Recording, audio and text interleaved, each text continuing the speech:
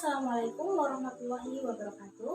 Halo teman-teman reviewer, perkenalkan nama saya Hema Malini dengan NIM 20460660 TP 12870. Di sini saya akan mempresentasikan tugas problem base untuk mata kuliah evaluasi gizi dalam pengolahan pangan. Yuk teman-teman, mari kita simak video ini ya. Oke teman-teman, pada tugas kali ini topik yang saya pilih adalah lipid dengan jurnal yang berjudul Effect of Egg Yolk Lipids on Structure and Properties of Wheat Starch in Steamed Bread. Dalam jurnal ini ada beberapa topik yang akan dibahas, mulai dari introduction, material and methods, result and discussion, dan yang terakhir adalah conclusion atau kesimpulan. Baik, topik yang pertama adalah introduction. Starch atau pati merupakan komponen utama dalam tepung terigu yang biasa diaplikasikan dalam industri makanan. Pati memiliki fungsi dan kinerja dalam makanan terkait dengan struktur, misalnya amilosa, morfologi granul, dan konformasi molekuler. Pada pengolahan makanan biasa dilakukan pendinginan kan ya? Nah, selama pendinginan makanan ini, molekul amilosa mengalami cross-linking atau berikatan silang dengan struktur yang teratur, seperti double helix. Hal ini dapat memengaruhi tekstur makanan. Tapi, tahu nggak sih teman-teman, kalau lipid itu mampu menghambat ikatan silang pati yang bertujuan untuk membentuk kompleks inklusivati lipid. Nah, maka dari itu, lipid dalam makanan yang berbasis pati ini berpengaruh pada struktur pati dan kualitas makanan. Selain itu, teman-teman sering kan ya makan telur ayam? Telur ayam banyak digunakan dalam produk roti ataupun makanan lainnya karena memiliki nutrisi yang tinggi. Pada jurnal ini, penelitian dilakukan untuk mengevaluasi pengaruh egg yolk lipid atau EYL yang berbeda terhadap gelatinisasi dan ikatan silang pati gadut. Pengetahuan tentang sifat fungsional lemak kuning telur atau EYL yang berbeda dalam makanan harus dipahami. Komponen EYL ini terdiri dari lipid netral atau NL sebesar 65%, kolesterol 40%, dan fosfolipid 30%. Dalam pembuatan roti, lipid merupakan komponen penting. Lipid ini berasal dari tepung terigu, shortening, dan surfaktan. Banyak penelitian tentang roti western, di mana pembahasannya lebih difokuskan pada stabilisasi sel gas, peningkatan kualitas adonan, dan juga pelunakan breadcrumb. Di negara Cina, terdapat salah satu makanan berupa roti kukus yang disebut kue mantou. Kue ini terbuat dari tepung terigu, ragi, dan air. Proses pengolahannya meliputi mixing, resting, pengolahan, proofing, dan steaming. Pada penelitian ini juga menyelidiki pengaruh dari EYL pada proses gelatinisasi dan cross-linking pati gandum. Molecular dynamic atau MD simulation juga digunakan untuk memahami efek EYL pada tingkat molekuler. Selain itu juga mengevaluasi potensi kuning telur dan fosfolipid dalam meningkatkan kualitas kue mantou. Topik yang kedua yaitu materials and method. Dalam penelitian ini digunakan beberapa materials yang dibutuhkan seperti tepung gandum atau NWS yang memiliki kandungan air sebanyak 11%, protein 0,41%, lipid 0,55%, dan amilosa 28,9%, telur ayam, minyak kedelai, ragi, tepung gandum gluten sedang, L-alpha-phosphatidylcholine sekitar 60% dari kuning telur, pewarna premulain, kuning telur yang dipisahkan, serta reagen-reagen lain.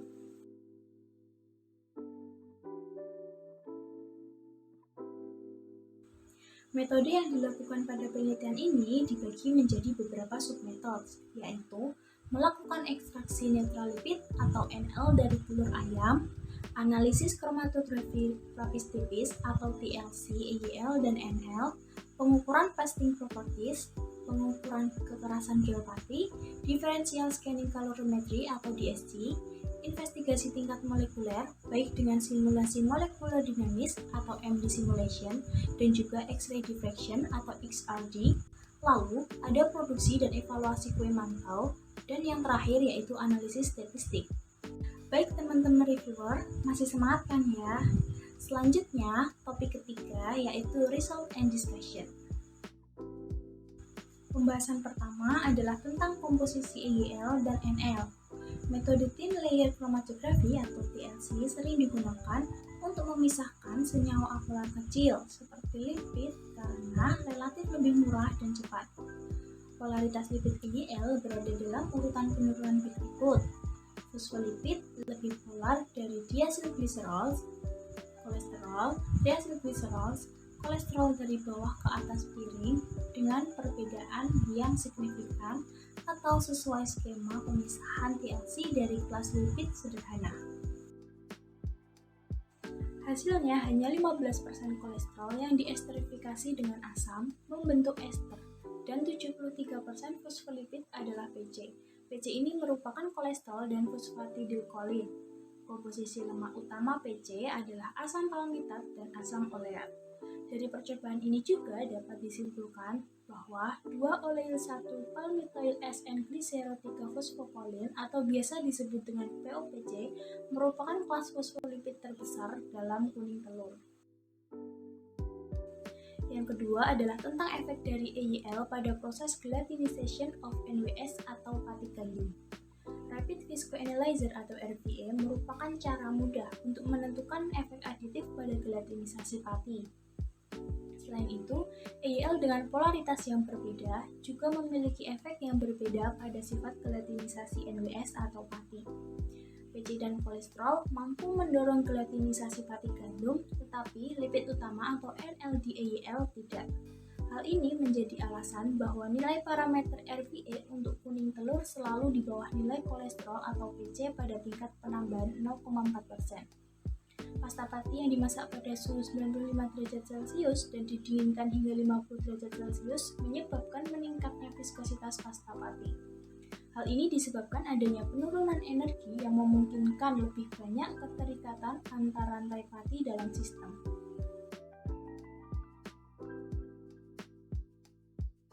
Pada keempat gambar ini, EYL dengan polaritas berbeda memiliki efek yang berbeda juga pada sifat gelatinisasi patinya. Pada gambar A, terjadi penambahan PC paling polar menghasilkan penurunan yang luar biasa dari suhu pastel yaitu 85 derajat menjadi 70 derajat Celcius, sedangkan kolesterol tidak secara signifikan mempengaruhi suhu pastel. NL memiliki sedikit efek pada 4 parameter RVA pada setiap tingkat penambahannya, sedangkan kolesterol yang lebih polar menyebabkan peningkatan yang jelas pada viskositas puncak dan juga nilai pemecahan dengan kandungannya yang meningkat ditunjukkan pada gambar B dan C. Pada gambar D, baik PC dan kolesterol mampu meningkat secara signifikan viskositas akhir karena mereka membantu gelatinisasi pati sehingga menyebabkan lebih banyak pencucian amilosa. Pada gambar A, kekerasan gel dengan PC 0,4% menurun secara signifikan dari angka sekitar 288,5 gram menjadi 91 gram dan sedikit menjadi 250,7 gram dengan kuning telur 0,4%. Tetapi hampir tidak mencapai 277 gram atau 274 gram dengan kolesterol 0,4% atau NL.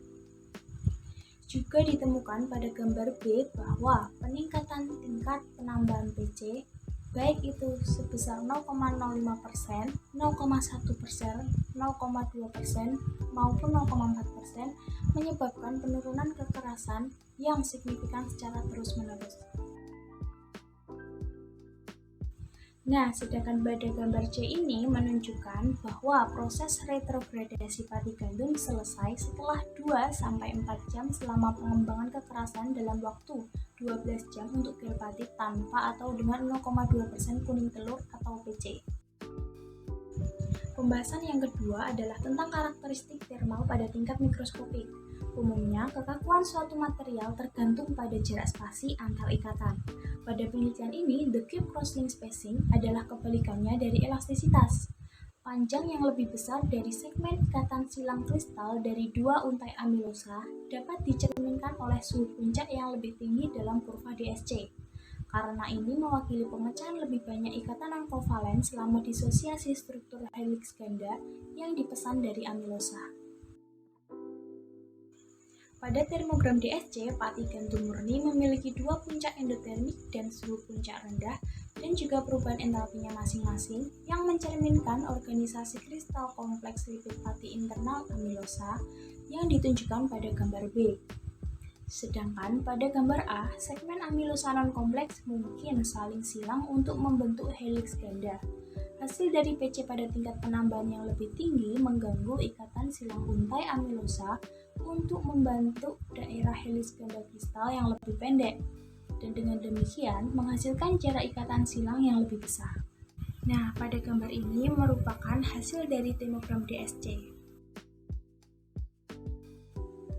Ketiga adalah karakteristik molekul dari asosiasi amilosa. Untuk menganalisis perubahan ini secara kuantitatif, jarak antara dua untai amilosa atau antara untai amilosa dan PC dipantau dan diplot dalam gambar A. Jarak terpendek antara dua untai amilosa terjadi pada 4,5 ns dalam simulasi hanya 2 amilosa, dan jarak mereka tetap sekitar 0,5 nanometer sepanjang simulasi. Hal ini juga menunjukkan perubahan konformasi 2 amilosa dengan tidak adanya atau adanya molekul PC dalam garis waktu 85 ns selama simulasi molekul asosiasi amilosa. Kompleks inklusi amilosa dan PC terbentuk pada 43 ns selama simulasi 2 amilosa, dan satu sistem PC juga interaksi belitan antara segmen amilosa masih terjadi bahkan dengan adanya PC. Interaksi ini dapat menentukan waktu relaksasi polimer amilosa dalam pasta pati di bawah geser dan juga terkait dengan viskositas akhir pada kurva RVA. XRD mendeteksi struktur terurut jarak jauh yang melibatkan susunan teratur heliks tunggal atau ganda pati, sehingga mencerminkan jenis polimorf seperti tipe A, B, atau V yang terbentuk dalam pati asli granula dan gel pati retrograded beku kering. Kristal pati tipe A atau B dihasilkan dari pengemasan heliks ganda amilosa, sedangkan pati tipe V menunjukkan pembentukan kompleks amilosa lipid heliks tunggal selama retrogradasi. Heliks ganda dari simulasi left-handed dengan 6 residu glukosa per putaran. Ini mungkin disebabkan oleh model molekul yang berbeda yang digunakan. Struktur kompleks amilosa PC dari simulasi MD, di mana hidrofobik SN2 oletyl tail of PC dienkapsulasi dalam rongga heliks yang diadopsi oleh rangkai amilosa, dan hidrofobik SN1 palmitoyl tail of PC berada di ruang interstitial antara putaran heliks.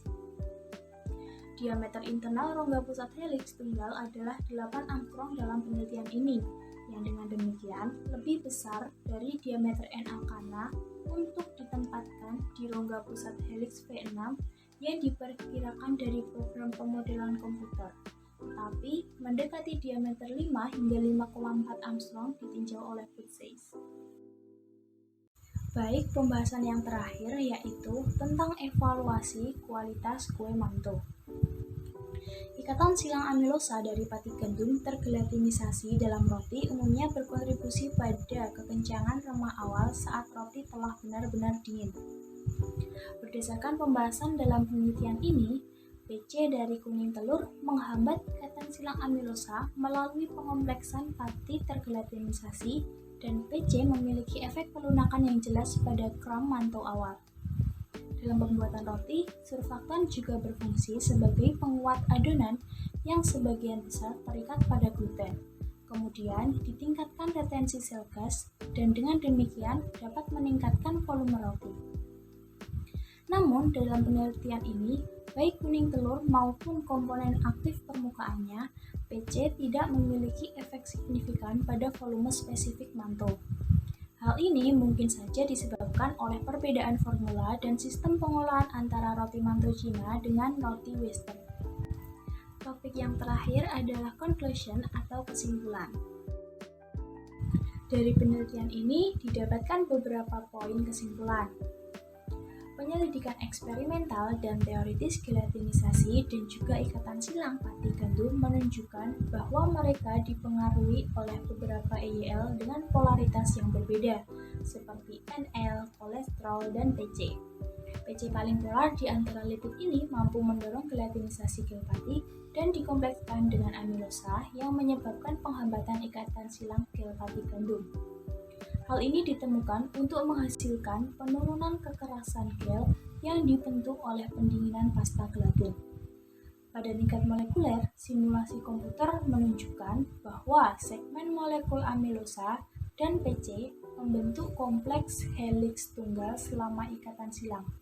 Selanjutnya, kuning telur dan komponen PC-nya dapat menjadi inhibitor alami dan efisien dari retrogradasi jangka pendek untuk melunakkan initial crampfulness atau kekencangan remah awal pada makanan yang berbasis fatty seperti manto, roti, dan kue karena kompleks amilase PC. Berikut merupakan sumber yang saya gunakan untuk problem base kali ini. Sekian presentasi dari saya terkait tugas problem base mata kuliah evaluasi gizi dalam pengolahan pangan. Kurang lebihnya mohon maaf. Wassalamualaikum warahmatullahi wabarakatuh. Terima kasih.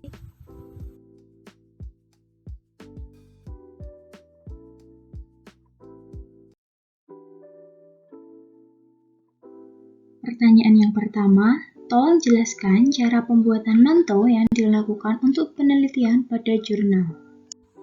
Dalam penelitian ini, pembuatan kue manto terbilang sedikit lebih kompleks daripada pembuatan kue manto yang biasa dijual.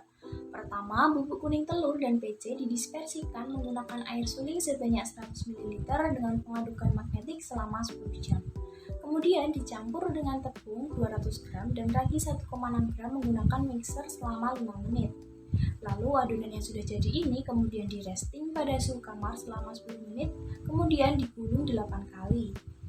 Adonan yang berbentuk lembaran tadi kemudian dibagi menjadi 4 bagian.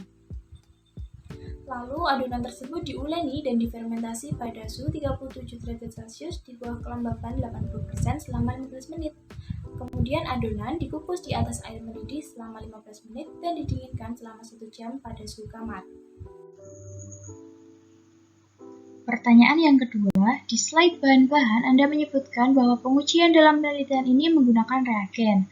Apakah bisa disebutkan contoh reagen dan fungsinya yang berpengaruh pada hasil pengujian? Pada penelitian ini digunakan beberapa material kan? Nah, salah satunya adalah reagen. Reagen itu apa sih? Reagen merupakan zat atau senyawa kimia yang ditambahkan dengan tujuan untuk membawa tentang reaksi kimia atau ditambahkan untuk melihat jika reaksi terjadi. Reagen yang digunakan pada penelitian ini merupakan reagen berupa bahan kimia kelas analitik, yaitu campuran kloroform dan metanol.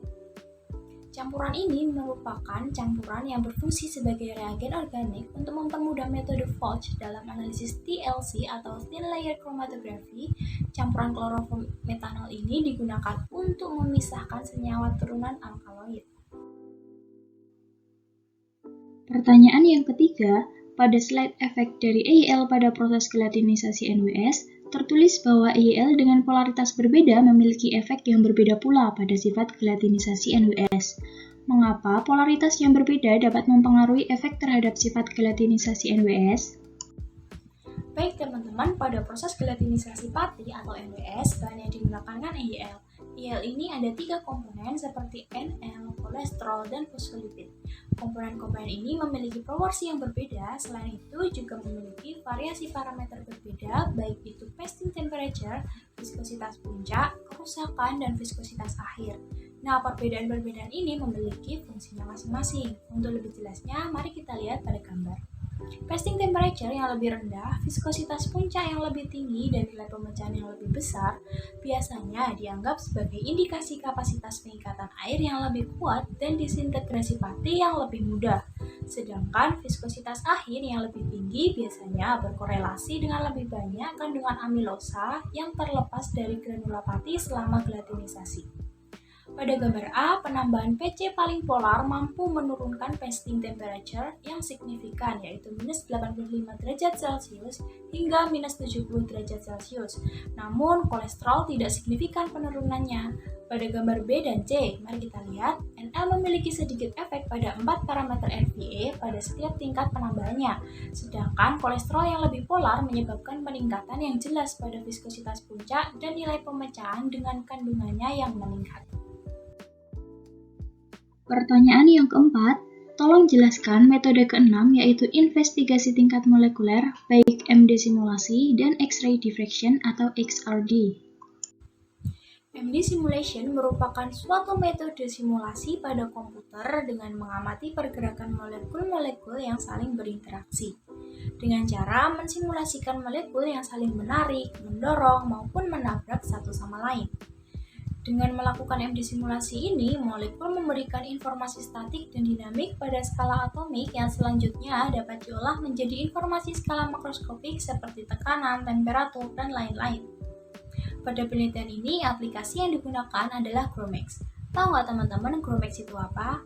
Nah, GROMACS ini merupakan suatu aplikasi yang digunakan untuk MD simulation dengan menggunakan pendekatan persamaan hukum Newton dan mekanika klasik.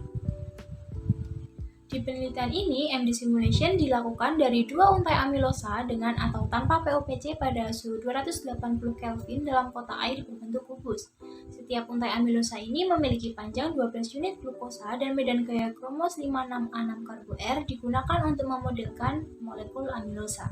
POPC ini dimodelkan dengan parameter medan gaya kromos 536 dari server yang dapat diakses web seperti Automated Topology Builder dan Repository. Setiap sistem diproses dengan langkah-langkah berikut secara berurutan, dimulai dengan mendefinisikan kotak periodik, solvasi dengan molekul air menggunakan model simple point charge, minimasi energi, keseimbangan, dan akhirnya 85 ns saat produksi berjalan. Setelah itu, program Visual Molecular Dynamics digunakan untuk memvisualisasikan hasil simulasi dan menghitung jarak dari satu untai amilosa ke untai lainnya atau POPC. X-ray diffraction atau XRD adalah suatu metode analisa yang digunakan untuk mengidentifikasi fasa kristalin dalam material dengan cara menentukan parameter struktur kisi serta untuk mendapatkan ukuran partikel, penentuan kristal tunggal, dan penentuan struktur kristal dari material yang tidak diketahui. Double helix atau single helix dapat dicirikan menggunakan XRD di mana helix disusun secara berurutan menjadi kristal dengan penyimpanan yang lama. Prosesnya pertama pembuatan gel dari tepung kuning telur atau PC, kemudian disimpan 8 hari pada suhu 4 derajat Celcius. Starch yang sudah direkristalisasi ini dilakukan freeze dried, kemudian digiling hingga menjadi bubuk dan diseimbangkan pada kelembapan relatif 75% dalam desikator tertutup menggunakan natrium klorida jenuh.